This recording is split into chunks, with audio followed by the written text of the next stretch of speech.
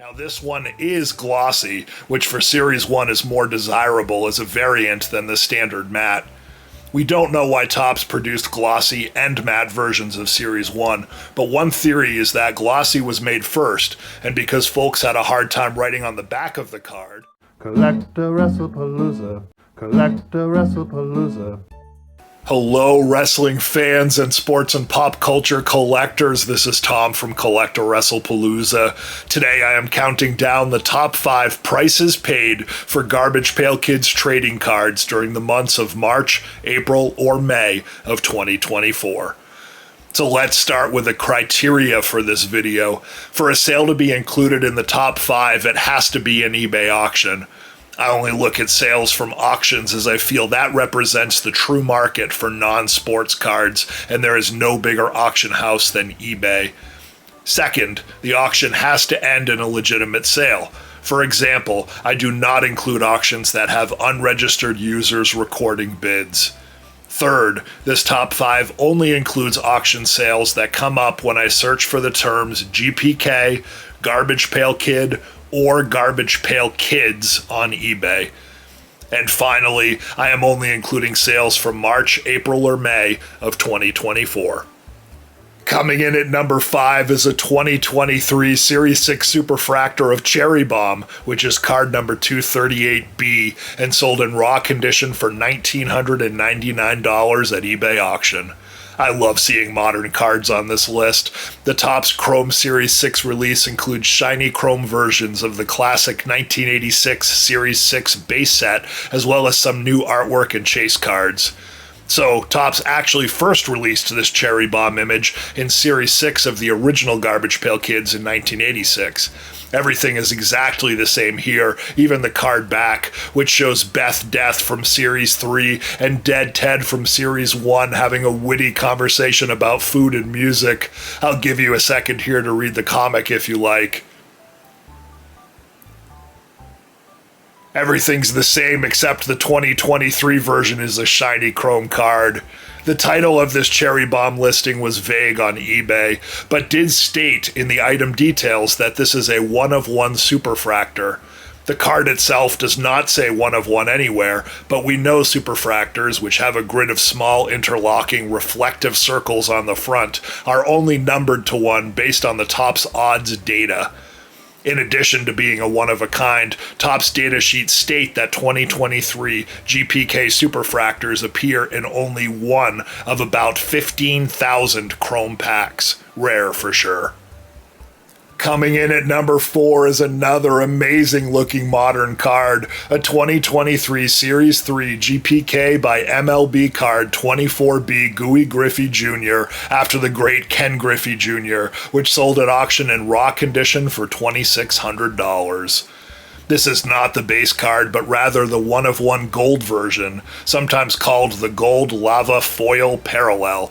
Similar to the Cherry Bomb Superfractor, I can't see a one-of-one listed anywhere on the front, nor the back of the card. Viewers, am I mistaken? Take a look and let me know if you see it listed. Otherwise, I am taking Topps' word for it that these parallels are one-of-ones. As part of the Topps MLB license, they created 3 collaborations using the Garbage Pail Kids brand and depicting actual Major League Baseball players. Series 1 and 2 came out in 2022, and Series 3 seen here in 2023. I think it may have been available only online, but I'm not entirely sure. Viewers, if you know, leave a comment and help me out. These cards came in 3 name variations per player. 24A is Kid Ken, 24B is Gooey Griffey Jr., and 24C is the standard Ken Griffey Jr. name, but the same GPK image of the player stuck in a web of pink bubblegum on his way to the game. Coming in at number 3 is a 1985 HB Blasted Billy from the original Series 1 of Garbage Pail Kids from 1985 that sold at auction in a PSA 10 grade for $2,951. So what's in a name? In some cases, the name of the Garbage Pail Kids card really matters, and there's no better example of that than card 8B. Card 8A is arguably the most iconic GPK card of all time, Atom Bomb. Card 8B, Blasted Billy, is far less desirable than 8A, even though the image is exactly the same. Now this one is glossy, which for Series 1 is more desirable as a variant than the standard matte. We don't know why Topps produced glossy and matte versions of Series 1, but one theory is that glossy was made first, and because folks had a hard time writing on the back of the card, if we look at the back of Blasted Billy, we can see that Series 1 GPK cards feature a license onto which the card's recipient could write their own name. Then if you get caught doing that activity, you have a license to show your teacher or parent. Maybe glossy backs are hard to write on, so they changed to a standard matte back quickly, but not before some glossy cards made it into the wild. That's one theory anyway.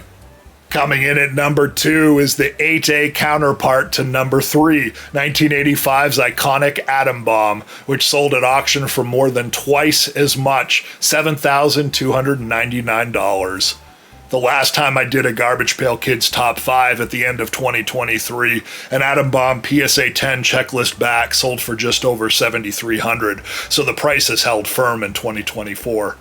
There are actually 4 different versions of Card 8 in Series A. Atom Bomb has 4 versions and Blasted Billy has 4 versions. In order of scarcity, they are matte, checklist back, glossy, and glossy checklist back, with the glossy checklist back being the most rare. This version of Atom Bomb has a checklist back, which is more desirable than the license back. So this card checks off 2 boxes. It's the right name, Atom Bomb, and it's the right back, the checklist. However, it is not the glossy version. It will not sell for 5 figures, and because it is the right name, it will sell for more than twice even the glossy version of Blasted Billy. Coming in at number 1 is the card that started it all, a glossy PSA 10 Nasty Nick card 1A, sold recently at auction on eBay for $14,544. What an amazing sale for an amazing high-end non-sports card. There are only 2 versions of each card number 1. Card 1A has a glossy and a matte version. The glossy version is rare. Of the 1,500 Nasty Nick cards submitted at PSA, only 400 are glossy, and of those, only 19 are PSA 10 at the time of this recording. And this card is desirable. Not only is it card number 1 of Series 1, it is the only card number 1 in the original Garbage Pail Kids collection. Topps numerically numbered each in succession. So, without backtracking, Series 2 starts with card 42, since the last card in Series 1 is card 41. Series 3 starts with card 84, etc. In addition to being the only card number 1 in the GPK line, Nasty Nick is also a fan favorite. A Cabbage Patch Kid clone dressed as a vampire biting the neck of a pseudo Barbie doll figure is the perfect way to introduce the Garbage Pail Kids to the world. And that does it. Which of these top 5 cards is your favorite? Leave a comment and let us know. We release new videos every Friday at 8 p.m. Eastern Time. If you want these videos to appear on your feed, consider liking and subscribing, and thank you for the support. CollectAWrestlePalooza.